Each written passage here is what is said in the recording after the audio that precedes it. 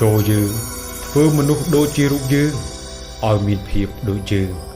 ហើយឲ្យមានអំណាចលើត្រីសមុទ្រសត្វហើរលើអាកាសនិងសត្វជើង4ដែលនៅលើផែនដីទាំងមូលព្រមទាំងសត្វលូនវាដែលវានៅលើផែនដីផង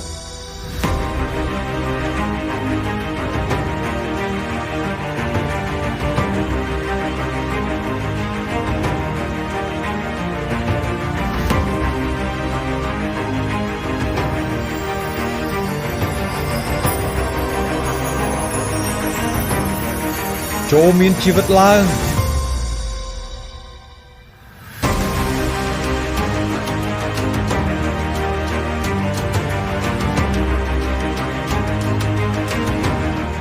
ខ្ញុំមានជីវិតតើខ្ញុំនៅកន្លែងណាហើយទីនេះជាអ្វី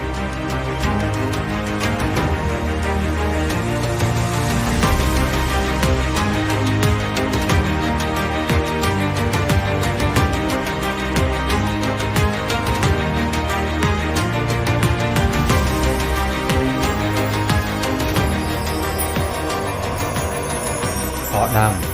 យើងគឺជាព្រះដែលបានបង្កើតឯងហើយនេះគឺជាសួនអេដែនឯងត្រូវថែរក្សាសួននេះហើយត្រូវស្រឡាញ់និងរីករាយជាមួយនឹងអ្វីដែលមាននៅទីនេះ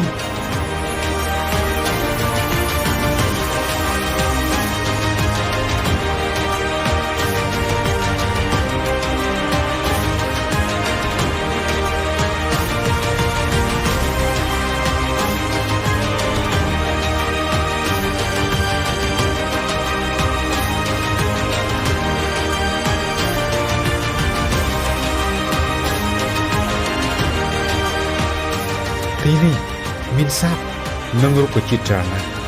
អ្វីៗទាំងអស់គួរឲ្យស្រឡាញ់